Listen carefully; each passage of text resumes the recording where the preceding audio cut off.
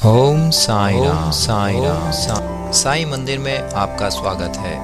साईं बाबा के परम आशीर्वाद से आपके सम्मुख लेकर आए हैं हिंदी भाषा में साईं सचरित्र। हम आशा करते हैं कि बाबा की दया दृष्टि हम सभी पर बनी रहे और उनका स्नेह हम सबको प्राप्त होता रहे।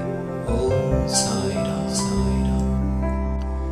अध्याय 18 एवं 19 श्री हेमांड पंत पर बाबा की कृपा कैसे हुई, श्री साठे और श्रीमती देशमुख की कथा, उत्तम विचारों को प्रोत्साहन, उपदेश में नवीनता, निंदा संबंधी उपदेश और परिश्रम के लिए मजदूरी। ब्रह्मज्ञान हेतु ललायित एक धनी व्यक्ति के साथ बाबा ने किस प्रकार व्यवहार किया, इसका वर्णन हेमांड पंत ने गत 2 अध्यायों में किया है। अब हेमांड पंत पर किस प्रकार बाबा ने अनुग्रह कर उत्तम विचारों को प्रोत्साहन देकर उन्हें फलीभूत किया तथा आत्मान्नति व परिश्रम के लिए प्रतिफल के संबंध में किस प्रकार उपदेश किए, इनका 2 अध्यायों में वर्णन किया जाएगा। पूर्ण विषय यह विदित ही है कि सद्गुरु पहले अपने शिष्य की योग्यता पर विशेष ध्यान देते हैं। उनके चित्त को किंचित मात्र भी डामाडोल ना कर वे उपयुक्त उपदेश देकर उन्हें आत्मानुभूति की ओर प्रेरित करते हैं। इस संबंध में कुछ लोगों का विचार है कि जो शिक्षा या उपदेश सद्गुरु द्वारा प्राप्त हो उसे अन्य लोगों में प्रसारित ना करना चाहिए। उनकी ऐसी भी धारणा है कि उसे प्रकट कर देने से उसका महत्व घट जाता है। यथार्थ में यह दृष्टिकोण संकुचित है। सद्गुरु तो वर्षा ऋतु के मेघ सदृश हैं जो सर्वत्र एक समान बरसते हैं, अर्थात वे अपने अमृत तुल्य उपदेशों को विस्तृत क्षेत्र में प्रसारित करते हैं। क्रमतः उनके सारांश को ग्रहण कर आत्मसात कर लें और फिर संकीर्णता से रहित होकर अपने विचारों में प्रचार करें। यह नियम जागृत और स्वप्न दोनों अवस्थाओं में प्राप्त उपदेशों के लिए है। उदाहरणार्थ बुद्ध कौशिक ऋषि ने स्वप्न में प्राप्त प्रसिद्ध राम रक्षा स्तोत्र साधारण जनता के हितार्थ प्रकट कर दिया था। जिस प्रकार एक दयालु माता बालक के उपचारार्थ कड़वी औषधि का बलपूर्वक प्रयोग करती है, उसी प्रकार श्री साईं बाबा भी अपने भक्तों के कल्याणार्थ ही उपदेश दिया करते थे। वे अपनी पद्धति गुप्त न रखकर पूर्ण स्पष्टता को ही अधिक महत्व देते थे। इसी कारण जिन भक्तों ने उनके उपदेशों का पूर्णतः पालन किया वे अपने ध्येय की प्राप्ति में सफल हुए। श्री साईं बाबा जैसे सद्गुरु ही ज्ञान चक्षुओं को खोलकर आत्मा की दिव्यता का अनुभव देने में समर्थ हैं। विषय वासनाओं से आसक्ति नष्ट कर वे भक्तों की इच्छाओं को पूर्ण कर देते हैं, जिसके फलस्वरूप ही ज्ञान और वैराग्य प्राप्त होकर ज्ञान की उत्तरोत्तर उन्नति होती रहती है। यह सब केवल उसी समय संभव है जब हमें सद्गुरु का सानिध्य प्राप्त हो तथा सेवा के पश्चात हम अपने प्रेम को प्राप्त कर सकें। तभी भगवान भी जो भक्त कामक कल्पतरु हैं हमारी सहायतार्थ आ जाते हैं। वे हमें कष्टों और दुखों से मुक्त कर सुखी बना देते हैं। यह सब प्रगति केवल सद्गुरु की कृपा से ही संभव है, जो कि स्वयं ईश्वर के प्रतीक हैं। इसलिए हमें सद्गुरु की खोज में सदैव रहना चाहिए। अब हम मुख्य विषय की ओर आते हैं। श्री साठे एक महानुभाव का नाम श्री साठे था। क्राफर्ड के शासनकाल में कई वर्ष पूर्व उन्हें कुछ ख्याति प्राप्त हो चुकी थी। इस शासन का बंबई के गवर्नर लॉर्ड रे ने दमन कर दिया था। श्री साठे को व्यापार में अधिक हानि हुई और परिस्थितियां प्रतिकूल होने के कारण उन्हें बड़ा धक्का लगा। वे अत्यंत दुखित और निराश हो गए और अशांत होने के कारण घर छोड़कर किसी एकांत स्थान में वास करने का विचार करने लगे। बहुधा मनुष्यों को ईश्वर की स्मृति आपत्ति काल तथा दुर्दिनों में ही आती है और उनका विश्वास भी ईश्वर की ओर ऐसे ही समय में तभी वे कष्टों के निवारणार्थ उनसे प्रार्थना करने लगते हैं। यदि उनके पाप कर्म शेष ना रहे हों तो भगवान भी उनकी भेंट किसी संत से करा देते हैं, जो उनके कल्याणार्थ ही उचित मार्ग का निर्देश कर देते हैं। ऐसा ही श्री साठे के साथ भी हुआ। उनके एक मित्र ने उन्हें शिरडी जाने की सलाह दी। जहां मन की शांति प्राप्त करने और इच्छा पूर्ति के निमित्त देश के कोने कोने से लोगों के झुंड आ रहे हैं। उन्हें यह विचार अति रुचिकर प्रतीत हुआ और सन 1917 में वे शिरडी गए। बाबा के सनातन, पूर्ण ब्रह्म, दीप्तिमान, निर्मल एवं विशुद्ध स्वरूप के दर्शन कर उनके मन की व्यग्रता नष्ट हो गई और उनका चित्त शांत एवं स्थिर हो गया। उन्होंने सोचा कि गत जन्मों के संचित शुभ कर्मों के फलस्वरूप ही आज मैं श्री साईं बाबा के पवित्र चरणों तक पहुंचने में समर्थ हो सका हूँ। श्री साठे दृढ़ संकल्प के व्यक्ति थे, इसलिए उन्होंने शीघ्र ही गुरु चरित्र का पारायण प्रारंभ कर दिया। जब एक सप्ताह में ही चरित्र की प्रथम आवृत्ति समाप्त हो गई, तब बाबा ने उसी रात्रि को उन्हें एक स्वप्न दिया जो इस प्रकार है। बाबा अपने हाथ में चरित्र लिए हुए हैं और श्री साठे को कोई विषय समझा रहे हैं तथा श्री साठे सम्मुख बैठ ध्यानपूर्वक श्रवण कर रहे हैं। जब उनकी निद्रा भंग हुई तो स्वप्न को स्मरण कर वे बहुत प्रसन्न हुए। उन्होंने विचार किया कि यह बाबा की अत्यंत कृपा है, जो इस प्रकार अचेतनावस्था में पड़े हुए को जागृत कर उन्हें गुरु चरित्र का अमृतपान करने का अवसर प्रदान करते हैं। उन्होंने यह स्वप्न श्री काका साहेब दीक्षित को सुनाया और श्री साईं बाबा के पास प्रार्थना करने को कहा कि इसका यथार्थ अर्थ क्या है और क्या एक सप्ताह का पारायण ही मेरे लिए पर्याप्त है अथवा इसे पुनः प्रारंभ करूं। श्री काका साहेब दीक्षित ने उचित अवसर पाकर बाबा से पूछा कि हे देव, उस दृष्टांत से आपने श्री साठे को क्या उपदेश दिया है? क्या वे पारायण सप्ताह स्थगित कर दें? वे एक सरल हृदय भक्त हैं, इसलिए उनकी मनोकामना आप पूर्ण करें और हे देव, कृपा कर उन्हें इस स्वप्न का यथार्थ अर्थ भी समझा दें। तब बाबा बोले कि उन्हें गुरु चरित्र का एक सप्ताह और पारायण करना उचित है।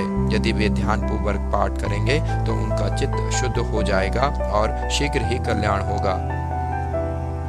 ईश्वर भी प्रसन्न होकर उन्हें भव बंधन से मुक्त कर देंगे। इस अवसर पर श्री हेमांड पंत भी वहां उपस्थित थे और बाबा के चरण कमलों की सेवा कर रहे थे।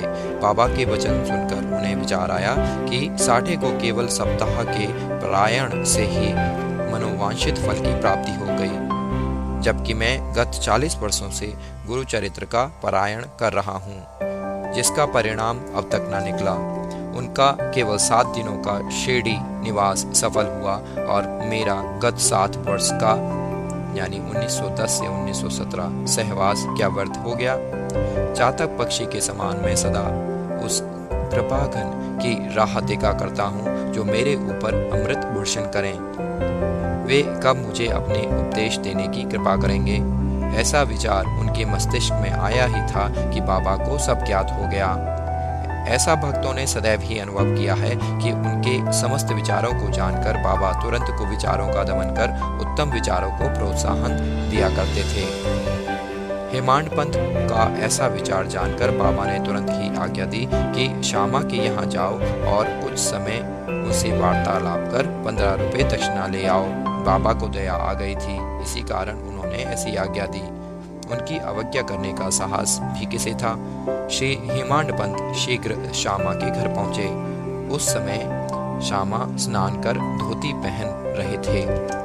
उन्होंने बाहर आकर हेमांड पंत से पूछा कि आप यहाँ कैसे? जान पड़ता है कि आप मस्जिद से ही आ रहे हैं, तथा आप ऐसे व्यथित और उदास क्यों हैं? क्या अकेले ही क्यों आए हैं आप? आइए, बैठिए और थोड़ा विश्राम तो करिए, तब तक मैं पूजा आदि से भी निवृत्त हो जाऊं। तब तक आप कृपा करके पान आदि लें, इसके पश्चात ही हम और आप सुखपूर्वक वार्तालाप करें। ऐसा कहकर वे भीतर चले गए। दालान में बैठे बैठे हेमांड पंत की दृष्टि अचानक खिड़की पर रखी नाथ भागवत पर पड़ी। नाथ भागवत श्री एकनाथ द्वारा महाभागवत के 11वें एक स्कंद पर मराठी भाषा में की हुई एक टीका है। श्री साईं बाबा की आज्ञानुसार श्री बापू साहेब जोग और श्री काका साहेब दीक्षित शिरडी में नित्य भगवत गीता का मराठी टीका सहित, जिसका नाम भावार्थ दीपिका या ज्ञानेश्वरी है, कृष्ण और भक्त अर्जुन संवाद, नाथ भागवत, श्री कृष्ण उद्धव संवाद और एकनाथ का महान ग्रंथ भावार्थ रामायण का पठन किया करते थे। जब भक्तगण बाबा से कोई प्रश्न पूछने आते तो वे कभी आंशिक उत्तर देते और कभी उनको उपर्युक्त भागवत तथा प्रमुख ग्रंथों का श्रवण करने को कहते थे, जिन्हें सुनने पर भक्तों को अपने प्रश्नों के पूर्णतया संतोषप्रद उत्तर प्राप्त हो जाते थे। श्री हेमांड पंत भी नित्य प्रति नाथ भागवत के कुछ अंशों का पाठ किया करते थे। आज प्रातः मस्जिद को जाते समय कुछ भक्तों के सत्संग के कारण उन्होंने अपना नित्य नियमानुसार पाठ अधूरा ही छोड़ दिया था। उन्होंने जैसे ही वह ग्रंथ उठाकर खोला तो अपने अपूर्ण भाग का पृष्ठ सामने देखकर उनको आश्चर्य हुआ। उन्होंने सोचा कि बाबा ने इसी कारण ही मुझे यहाँ भेजा है ताकि मैं अपना शेष पाठ पूरा कर लूँ, और उन्होंने शेष अंश का पाठ आरंभ कर दिया। पाठ पूर्ण होते ही श्यामा भी बाहर आए और इन दोनों में वार्तालाप होने लगा। हेमांड पंत ने कहा कि मैं बाबा का एक संदेश लेकर आपके पास आया हूँ। उन्होंने मुझे आपसे 15 रुपये दक्षिणा लाने तथा थोड़ी देर वार्तालाप कर आपको अपने साथ लेकर मस्जिद वापस आने की आज्ञा दी है। श्यामा आश्चर्य से बोले, मेरे पास तो एक फूटी कौड़ी भी नहीं है, इसलिए आप रुपयों के बदले दक्षिणा में मेरे 15 नमस्कार ही ले जाओ।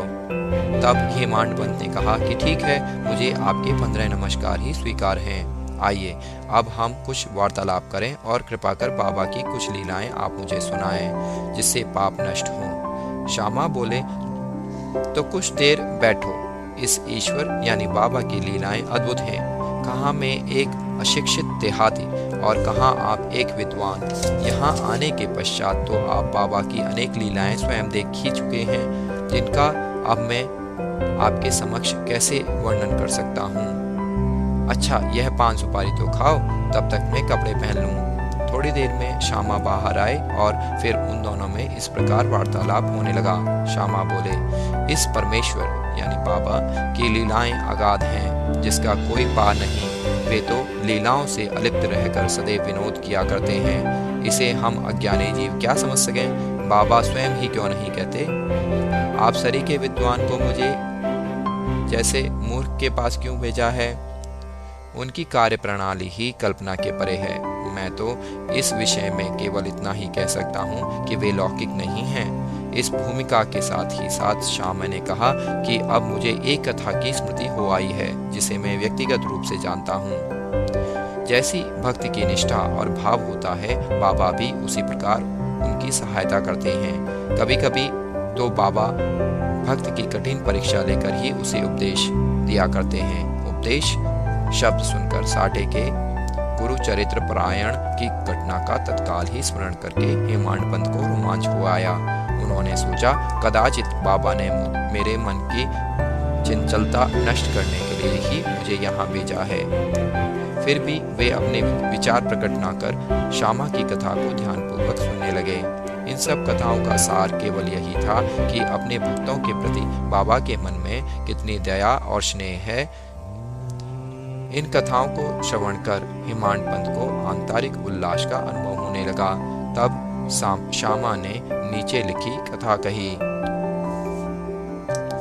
श्रीमती राधाबाई देशमुख। एक समय एक वृद्धा श्रीमती राधाबाई, जो खाशाबा देशमुख की माँ थी, बाबा की कीर्ति सुनकर संगमनेर के लोगों के साथ शिरडी आई। बाबा के श्री दर्शन कर उन्हें अत्यंत प्रसन्नता हुई। श्री साईं चरणों में उनकी अटल श्रद्धा थी, इसलिए उन्होंने यह निश्चय किया कि जैसे भी हो बाबा को अपना गुरु बना उनसे उपदेश ग्रहण किया जाए।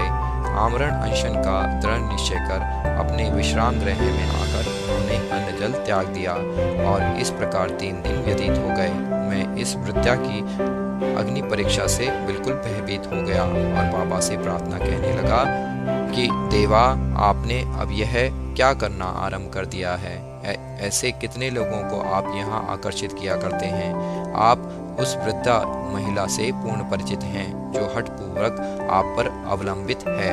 यदि आपने कृपा दृष्टि कर उसे उपदेश न दिया और यदि दुर्भाग्यवश उसे कुछ हो गया तो लोग व्यर्थ ही आपको दोषी ठहराएंगे और कहेंगे कि बाबा से उपदेश प्राप्त न करने की वजह से ही उसकी मृत्यु हो गई है। इसलिए आप दया कर उसे आशीष और उपदेश दीजिए। वृद्धा का ऐसा दृढ़ निश्चय देखकर बाबा ने उसे अपने पास बुलाया और मधुर उपदेश देकर उसकी मनोवृत्ति परिवर्तित कर कहा कि हे माता, क्यों व्यर्थ ही तुम यातना सहकर मृत्यु का आलिंगन करना चाहती हो? तुम मेरी माँ और मैं तुम्हारा बेटा, तुम मुझ पर दया करो और जो कुछ मैं कहूँ उसे ध्यानपूर्वक सुनो। मैं अपनी स्वयं की कथा तुमसे कहता हूँ और यदि तुम उसे ध्यानपूर्वक श्रवण करोगी तो तुम्हें अवश्य परम शांति प्राप्त होगी। मेरे एक गुरु जो बड़े सिद्ध पुरुष थे, मुझ पर बड़े दयालु थे। दीर्घ काल तक मैं उनकी सेवा करता रहा, फिर भी उन्होंने मेरे कानों में कोई मंत्र ना फूंका। मैं उनसे कभी अलग होना भी नहीं चाहता था। मेरी प्रबल उत्कंठा थी कि उनकी सेवा कर जिस प्रकार भी संभव हो मंत्र प्राप्त करूं। परंतु उनकी रीति तो न्यारी ही थी। उन्होंने पहले मेरा मुंडन कर मुझसे 2 पैसे दक्षिणा में मांगे, जो मैंने तुरंत ही दे दिए। यदि तुम प्रश्न करो कि मेरे गुरु जब पूर्ण निष्काम थे तो उन्हें पैसे मांगना क्या शोभनीय था, और फिर उन्हें विरक्त भी कैसे कहा जा सकता है? इसका उत्तर केवल यही है कि वे कंचन को ठुकराया करते थे, क्योंकि उन्हें उसकी स्वप्न में भी आवश्यकता न थी। उन 2 पैसों का अर्थ था 1 दृढ़ निष्ठा और 2 धैर्य। जब मैंने ये दोनों वस्तुएं उन्हें अर्पित कर दी तो वे अत्यंत प्रसन्न हुए। मैंने 12 वर्ष उनके श्री चरणों की सेवा में व्यतीत किए। उन्होंने ही मेरा भरण पोषण किया, अतः मुझे भोजन और वस्त्रों का कोई अभाव न था। वे प्रेम की मूर्ति थे, अथवा यूं कहो कि वे प्रेम के साक्षात अवतार थे। मैं उनका वर्णन ही कैसे कर सकता हूँ, क्योंकि उनका तो मुझ पर अधिक स्नेह था और उनके समान कोई बिरला ही गुरु मिलेगा। जब मैं उनकी ओर निहारता था तो मुझे ऐसा प्रतीत होता था कि वे गंभीर मुद्रा में ध्यान मग्न हैं, और तब हम दोनों आनंदित हो जाते थे। 8वें प्रहर में एकटक उनके ही श्रीमुख की ओर निहारा करता था। मैं भूख और प्यास की सुध बुध खो बैठा। उनके दर्शनों के बिना मैं अशांत हो उठता था। गुरु सेवा की चिंता के अतिरिक्त मेरे लिए और कोई चिंतनीय विषय या पदार्थ नहीं था। मुझे तो सदैव उन्हीं का ध्यान रहता था, अतः मेरा मन उनके चरण कमलों में लीन हो गया। यह हुई 1 पैसे की दक्षिणा। दूसरा पैसा है धैर्य। मैं धैर्य पूर्वक बहुत काल तक प्रतीक्षा कर गुरु सेवा करता रहा। यही धैर्य तुम्हें भी भवसागर से पार उतार देगा। धैर्य ही मनुष्य में मनुष्यत्व है। धैर्य धारण करने से समस्त पाप और मोह नष्ट होकर उनके हर प्रकार के संकट दूर होते तथा बह जाता रहता है। इसी प्रकार तुम्हें भी अपने ध्येय की प्राप्ति हो जाएगी। धैर्य तो गुणों की खान व उत्तम विचारों की जननी है। निष्ठा और धैर्य 2 जुड़वा बहनों के समान ही हैं, जिनमें परस्पर प्रगाढ़ प्रेम है। मेरे गुरु मुझसे किसी वस्तु की आकांक्षा न करते थे। उन्होंने कभी मेरी उपेक्षा न की, वरन सदैव रक्षा करते रहे। यद्यपि मैं सदैव उनके चरणों के समय भी रहता था, फिर भी कभी किन्हीं अन्य स्थानों पर यदि चला जाता तो भी मेरे प्रेम में कभी कमी न हुई। वे सदा मुझ पर कृपा दृष्टि रखते थे। जिस प्रकार कछुई प्रेम दृष्टि से अपने बच्चों को पालन करती है, चाहे वे उसके समीप हों अथवा नदी के उस पार। सो हे माँ, मेरे गुरु ने तो मुझे कोई मंत्र सिखलाया ही नहीं, तब मैं तुम्हारे कान में कैसे कोई मंत्र फूंकूं? केवल इतना ही ध्यान रखो कि गुरु की भी कछुई के समान ही प्रेम दृष्टि से हमें संतोष प्राप्त होता है। इस कारण व्यर्थ में किसी से उपदेश प्राप्त करने का प्रयत्न न करो। मुझे ही अपने विचारों तथा कर्मों का मुख्य ध्येय बना लो, और तब तुम्हें निसंदेह ही परामर्थ की प्राप्ति हो जाएगी। मेरी ओर अनन्य भाव से देखो तो मैं भी तुम्हारी ओर वैसे ही देखूंगा। इस मस्जिद में बैठकर मैं सत्य ही बोलूंगा कि किन्हीं साधनाओं या शास्त्रों के अध्ययन की आवश्यकता नहीं, वरन केवल गुरु में विश्वास ही पर्याप्त है।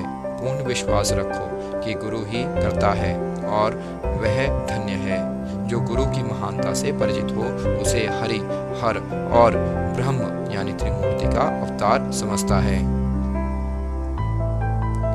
इस प्रकार समझाने से वृद्ध महिला को सांत्वना मिली और उसने बाबा को नमन कर अपना उपवास त्याग दिया। यह कथा ध्यानपूर्वक एकाग्रता से श्रवण कर तथा उसके उपयुक्त अर्थ पर विचार कर हेमांड पंत को बड़ा आश्चर्य हुआ। उनका हृदय भर आया और उन्हें रोमांच हो उठा।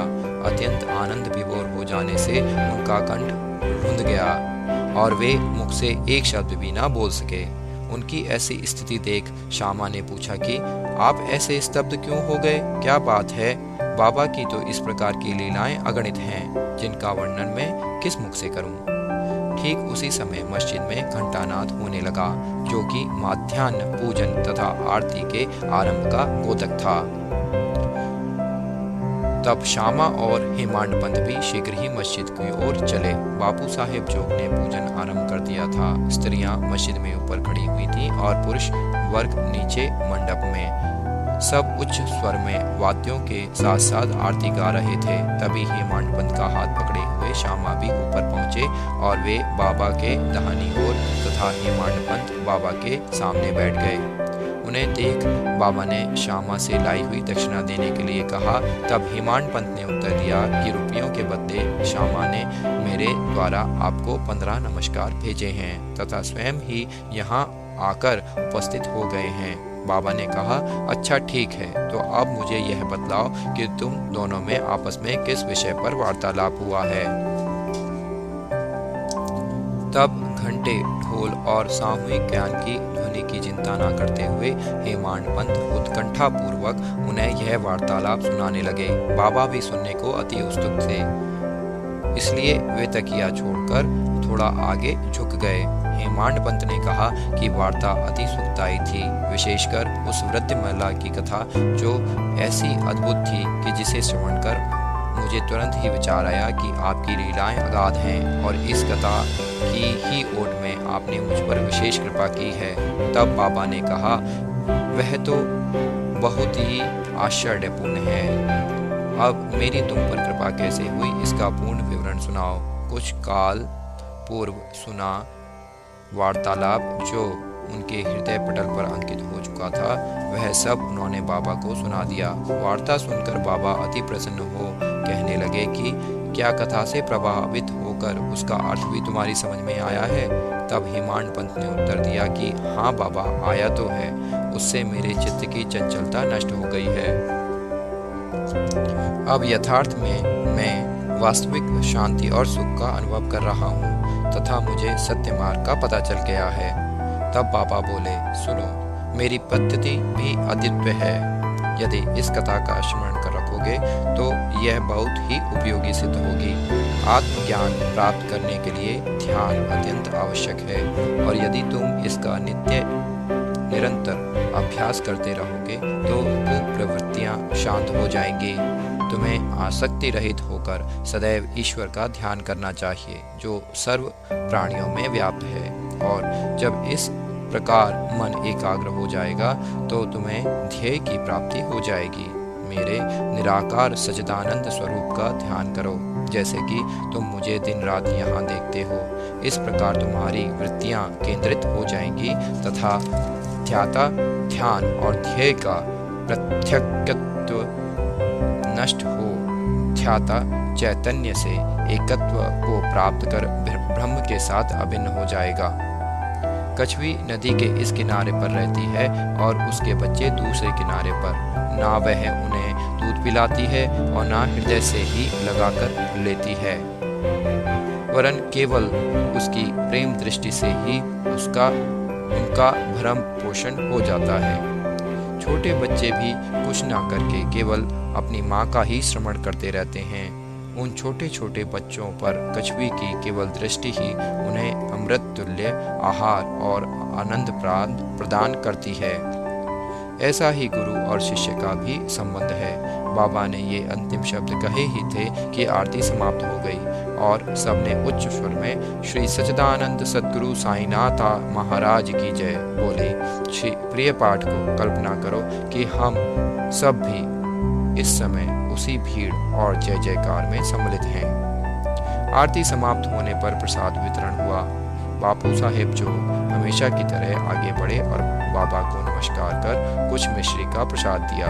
यह मिश्री हेमाडपंत को देकर वे बोले कि यदि तुम इस कथा को अच्छी तरह से सदैव स्मरण रखोगे तो तुम्हारी भी स्थिति इस मिश्री के समान मधुर होकर समस्त इच्छाएं पूर्ण हो जाएंगी और तुम सुखी हो जाओगे। हेमाडपंत ने बाबा को साष्टांग प्रणाम किया और स्तुति की कि प्रभु इस प्रकार दया कर सदैव मेरी रक्षा करते रहो। तब बाबा ने आशीर्वाद देकर कहा कि इन कथाओं को श्रवण कर नित्य मनन तथा निधिध्यासन कर तत्व को ग्रहण करो, तब तुम्हें ईश्वर का सदा स्मरण तथा ध्यान बना रहेगा और वह स्वयं तुम्हारे समक्ष अपने स्वरूप को प्रकट कर देगा।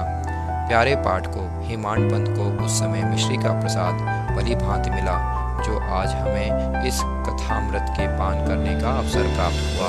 आओ हम भी इस कथा का मनन करें तथा उसका सार ग्रहण कर बाबा की कृपा से स्वस्थ और सुखी हो जाएं। 19वें अध्याय के अंत में हेमाडपंत ने कुछ और भी विषयों का वर्णन किया है जो यहाँ दिए जाते हैं। अपने वर्ताव के संबंध में बाबा का उपदेश। नीचे दिए हुए अमूल्य वचन सर्वसाधारण भक्तों के लिए हैं और यदि उन्हें ध्यान में रखकर आचरण में लाया गया तो सदैव ही कल्याण होगा। जब तक किसी से कोई पूर्व नाता या संबंध न हो तब तक कोई किसी के समीप नहीं जाता। यदि कोई मनुष्य या प्राणी तुम्हारे समीप आए तो उसे अभद्रता से ना ठुकराओ, उसका स्वागत कर आदर पूर्वक वर्ताव करो। यदि त्रसित को जल, क्षुधा पीड़ित को भोजन, नंगे को वस्त्र और आगंतुक को अपना दालान विश्राम करने को दोगे तो भगवान श्री हरि तुमसे निसंदेह प्रसन्न होंगे। यदि कोई तुमसे द्रव्य याचना करे और तुम्हारी इच्छा देने की ना हो तो ना दो, परंतु उसके साथ अभद्र व्यवहार ना करो।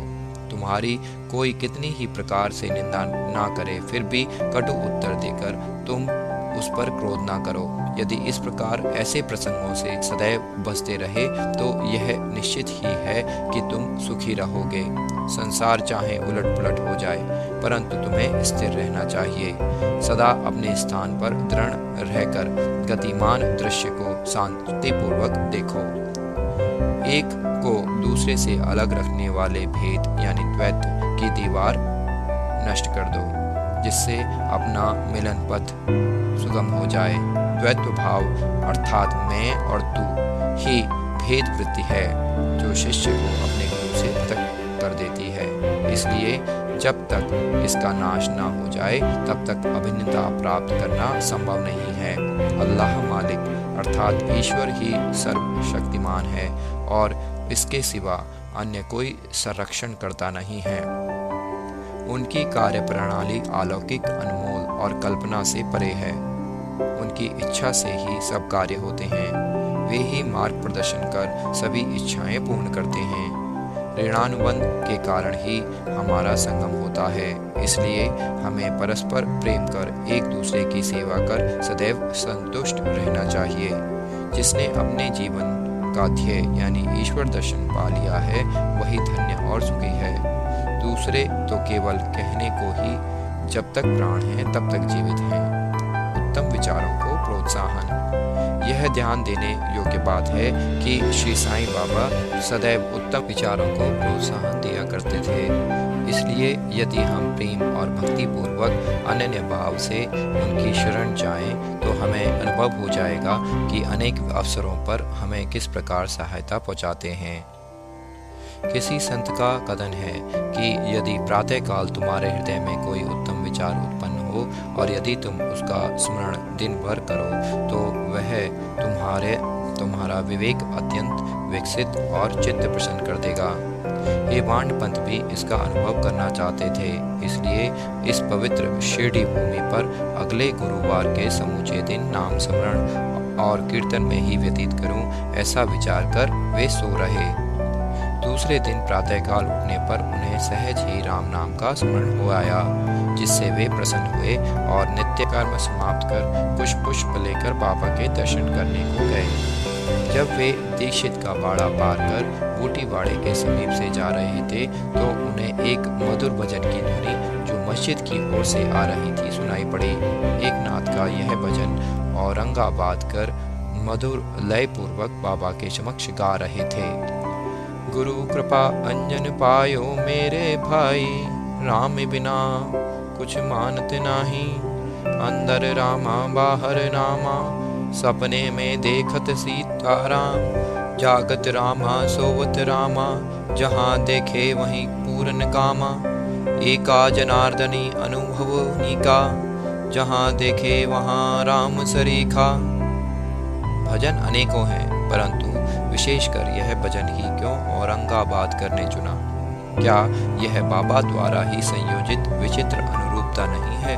और क्या यह हेमाडपंथ के पिछले दिन अखंड राम नाम स्मरण के संकल्प को प्रोत्साहन देना नहीं है? सभी संतों का इस संबंध में एक ही मत है और सभी राम नाम के जाप को प्रभावकारी तथा भक्तों की इच्छा पूर्ति और सभी कष्टों से छुटकारा पाने के लिए इसे एक अमोघ उपाय बतलाते हैं। निंदा संबंधी उपदेश देने के लिए किसी विशेष समय या स्थान की प्रतीक्षा न कर बाबा यथा योग्य समय पर ही स्वतंत्रता पूर्वक उपदेश दिया करते थे। एक बार एक भक्त ने बाबा की अनुपस्थिति में दूसरे लोगों के सम्मुख किसी को अपशब्द कहे। गुणों की उपेक्षा कर उसने अपने भाई को दोषारोपण में इतने बुरे कटु वाक्यों का प्रयोग किया कि सुनने वालों को भी उसके प्रति घृणा होने लगी।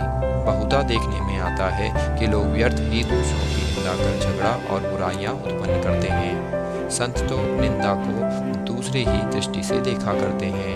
उनका कथन है कि शुद्धि के लिए अनेक विधियों में मिट्टी, जल और साबुन पर्याप्त हैं, परंतु निंदा करने वालों की उपयोगिता भिन्न ही होती है। वे दूसरों के दोषों को केवल अपनी जीवा से ही दूर करते हैं और इस प्रकार वे दूसरों की निंदा कर उनका उपकार ही किया करते हैं, जिसके लिए वे धन्यवाद के पात्र हैं। निंदक को उचित मार्ग पर लाने के लिए साईं बाबा की पद्धति सर्वथा ही भिन्न थी। वे तो सर्वज्ञ थे ही, इसलिए उस निंदक के कार्य को वे समझ गए। माध्याह्न काल में जब लेनी के समीप उनसे भेंट हुई तब उन्होंने विष्ठा खाते हुए एक सूअर की ओर उंगली उठाकर उससे कहा कि देखो वह कितने प्रेम पूर्वक विष्ठा खा रहा है। तुम जी भरकर अपने भाइयों को सदा अपशब्द कहा करते हो और यह तुम्हारा आचरण भी ठीक उसी के सदृश ही है। अनेक शुभ कर्मों का परिणाम स्वरूप ही तुम्हें मानव तन प्राप्त हुआ और इसलिए यदि तुमने इसी प्रकार का आचरण किया तो शीढ़ी तुम्हारी सहायता ही क्या कर सकेगी। भक्त ने उपदेश ग्रहण कर लिया और वहां से चला गया। इस प्रकार प्रसंगानुसार ही वे उपदेश दिया करते थे। यदि उन पर ध्यान देकर नित्य उनका पालन किया जाए तो आध्यात्मिक ध्येय अधिक दूर न होगा। एक कहावत प्रचलित है कि यदि मेरा श्रीहरि होगा तो वह मुझे चारपाई पर बैठे बैठे ही भोजन पहुंचाएगा। यह कहावत भोजन और वस्त्र के विषय में सत्य प्रतीत हो सकती है, परंतु यदि कोई इस प्रकार विश्वास कर आलस्यवश बैठा रहे तो वह आध्यात्मिक क्षेत्र में कुछ भी प्रगति ना कर उल्टे पतन के घोर अंधकार में निगम्य हो जाएगा। इसलिए आत्मानुभूति प्राप्ति के लिए प्रत्येक को अनवरत परिश्रम करना चाहिए और जितना प्रयत्न वह करेगा उतना ही उसके लिए लाभप्रद भी होगा। बाबा ने कहा है कि मैं तो सर्वव्यापी हूँ और विश्व के समस्त भूतों तथा चराचर में व्याप्त रहकर भी अनंत हूँ। केवल उनके भ्रम निवारणार्थ ही जिनकी दृष्टि में वे 3.5 हाथ के मानव थे स्वयं सगुण रूप धारण कर अवतीर्ण हुए। इसलिए जो भक्त अनन्य भाव से उनकी शरण आए और जिन्होंने दिन रात ही उनका ध्यान किया उन्हें उनसे अभिन्नता प्राप्त हुई। जिस प्रकार की माधुर्य और मिश्री, लहर और समुद्र तथा नेत्र और कांति में अभिन्नता हुआ करती है, जो आवागमन के चक्र से मुक्त होना चाहें, वे शांत और स्थिर होकर अपना धार्मिक जीवन व्यतीत करें। दुखदायी कटु शब्दों के प्रयोग से किसी को दुखित ना करें और सदैव उत्तम कार्यों में संलग्न रहकर अपना कर्तव्य करते हुए अनन्य भाव से भय रहित हो उनकी शरण में जाना चाहिए। जो पूर्ण विश्वास से उनकी लीलाओं का श्रवण कर उनका मनन करेगा तथा अन्य वस्तुओं की चिंता त्याग देगा, उसे निसंदेह ही आत्मानुभूति की प्राप्ति होगी। उन्होंने अनेकों से नाम का जाप कर अपनी शरण में आने को कहा, जो यह जानने को उत्सुक थे कि मैं कौन हूँ। बाबा ने उन्हें भी लीलाएं श्रवण और मनन करने का परामर्श दिया। किसी को भगवत लीलाओं का श्रवण, किसी को भगवत पाद पूजन, जो किसी को आत्म रामायण व ज्ञानेश्वरी तथा धार्मिक ग्रंथों का पाठन एवं अध्ययन करने को कहा। अनेकों को अपने चरणों के समीप ही रखकर बहुतों को खांडोबा के मंदिर में भेजा तथा अनेकों को विष्णु सहस्त्रनाम का जाप करने तथा छांदोग्य उपनिषद तथा गीता का अध्ययन करने को कहा। उनके उपदेशों की कोई सीमा न थी। उन्होंने किन्हीं को प्रत्यक्ष और बहुतों को स्वप्न में दृष्टांत दिए। एक बार वे एक मदिरा सेवी के स्वप्न में प्रकट होकर उसकी छाती पर चढ़ गए और जब उसने मद्यपान त्यागने की शपथ खाई तभी उसे छोड़ा। किसी किसी को मंत्र जैसे गुरुर ब्रह्मा आदि का अर्थ स्वप्न में समझाया तथा कुछ हठ योगियों को हठ योग छोड़ने का निर्देश देकर चुपचाप बैठे धैर्य कर रखने को कहा। उनके सुगम पथ और विधि का वर्णन ही असंभव है। साधारण सांसारिक व्यवहारों में उन्होंने अपने आचरण द्वारा ऐसे अनेकों उदाहरण प्रस्तुत किए, जिनमें से एक यहाँ नीचे दिया जाता है। परिश्रम के लिए मजदूरी। एक दिन बाबा ने राधा कृष्ण माई के घर के समीप जाकर एक सीढ़ी लाने को कहा। तब एक भक्त सीढ़ी ले आया और उनके बतलाए अनुसार वामन कोदकर के घर पर उसे लगाया। वे उनके घर पर चढ़ गए और राधा कृष्ण माई के छप्पर पर से होकर दूसरे छोर से नीचे उतर आए। इसका अर्थ किसी की समझ में न आया। राधा कृष्ण माई इस समय ज्वर से कांप रही थी, इसलिए हो सकता है कि उनका ज्वर दूर करने के लिए ही उन्होंने ऐसा किया हो। नीचे उतरने के पश्चात शीघ्र ही उन्होंने सीढ़ी लाने वाले को 2 रुपये पारस्मृत स्वरूप दिए। तब एक ने साहस कर उनसे पूछा कि इतने अधिक पैसे देना क्या अर्थ रखता है। उन्होंने कहा कि किसी से बिना उसके परिश्रम का मूल्य चुकाए कार्य न कराना चाहिए और कार्य करने वाले को उसके श्रम का शीघ्र निपटारा कर उदार हृदय से मजदूरी देनी चाहिए। श्री सद्गुरु साईनाथार्पणमस्तु। शुभम भवतु।